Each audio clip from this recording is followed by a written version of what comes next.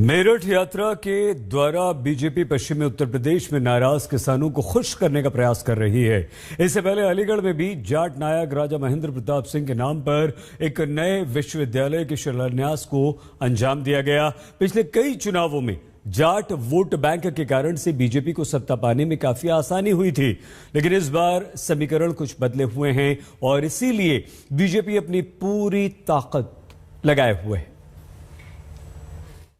पूर्वांचल में विकास योजनाओं के जरिए वोटरों को लुभाने के बाद अब बारी है पश्चिमी उत्तर प्रदेश की, क्योंकि इसे नहीं साधा तो यूपी चुनाव में मुश्किल हो जाएगी। बीजेपी को इस बात की आशंका है कि किसान आंदोलन की वजह से जाट आबादी का असर यूपी चुनाव की दिशा और दशा पर पड़ सकता है। इसलिए विकास योजनाओं के जरिए सबको साधने की कोशिश की जा रही है। इसमें शक नहीं कि पश्चिमी यूपी में जीतना है तो जाट वोटों को साधना जरूरी है। यहाँ का जातिगत ताना बाना ऐसा है कि जाटों के आशीर्वाद के बिना जीत पाना असंभव है। कुछ आंकड़ों पर गौर कर लेते हैं। पश्चिमी यूपी में 22 जिलों में 14% जाट आबादी है। 2014 के लोकसभा चुनाव में बीजेपी को 77% जाट वोट मिले थे। 2019 के लोकसभा चुनाव में बीजेपी को 91% जाट वोट मिले। 2017 के विधानसभा चुनाव में बीजेपी को इतना समर्थन मिला कि राष्ट्रीय लोकदल 1 सीट जीत पाई। वोटों की यही वो ताकत है जो राजनीतिक पार्टियों को जाटों के शरण में जाने को मजबूर कर देती है। मेरठ देश की एक और महान संतान मेजर ध्यानचंद जी की भी कर्मस्थली रहा है।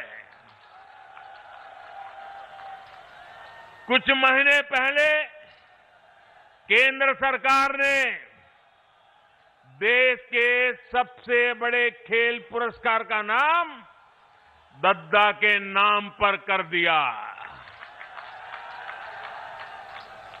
आज मेरठ की स्पोर्ट्स यूनिवर्सिटी मेजर ध्यानचंद जी को समर्पित की जा रही है। बीजेपी भी इस फंडे को अच्छी तरह समझती है और जानती है कि सिर्फ अयोध्या और काशी मॉडल से बात नहीं बनेगी। इसलिए उसने पश्चिमी यूपी को साधने के लिए अलीगढ़ के बाद मेरठ का रुख किया, ताकि जाट वोट बैंक के नुकसान की भरपाई दूसरे वोटरों से की जा सके। पश्चिमी यूपी का जातीय और मजहबी पेच ही कुछ ऐसा है कि इसमें उलझने की मजबूरी है। 14% जाट, 16% दलित और 22% मुस्लिम। बीजेपी की जाट लैंड में शिलान्यास वाली राजनीति को जवाब देने के लिए समाजवादी पार्टी ब्राह्मणों को खुश करने के लिए परशुराम की मूर्ति का सियासी दांव चल रही है। इतना ही नहीं, आम आदमी पार्टी की तर्ज पर अखिलेश यादव ने पूरे यूपी में 300 यूनिट फ्री बिजली वाला सपना भी दिखा दिया।